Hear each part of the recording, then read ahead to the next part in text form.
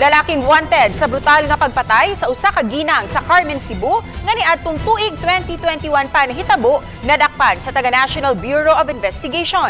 Niyang report ni Nico Sereno.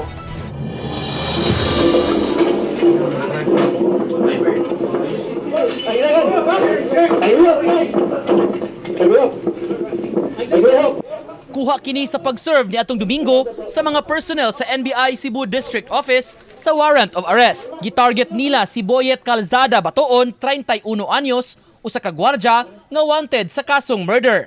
Suspect siya sa pagpatay sa housewife nga si Jennifer Cambaya, 48 anyos, niadtong September 2021.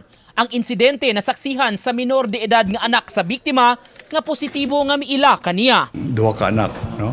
Who happens to be there inside the house when the respondent, the accused in this case, barged in and pumped 4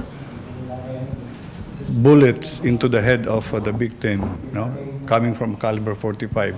Itong alleged na nag-uutos, we're still pursuing this angle kasi hindi naman basta-basta mag-execute na ito kung wala talaga siyang wala talaga siyang motibo Mapasalamaton ang pamilya na hatagan og kasulbaran ang krimen. Apan nagtuo nga sinugo ra si Batoon sa lain nga tawo nga mao kuno ang gikabingkil sa biktima. Bisan kaluoy na lang sad sa iyang unahon nga ipatay niya akong mama. Nya na pa jud siya anak. Unya, mura jud nagsigyan ako kuan sa Ginoo nga unta humukon iyang kasing-kasing.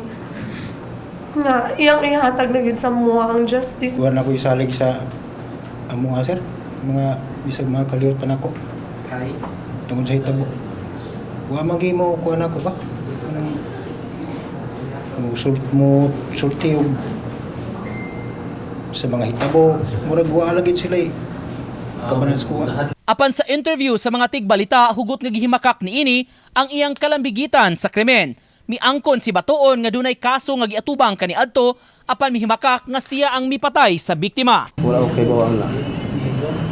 Wala ko mabuhatan na sir.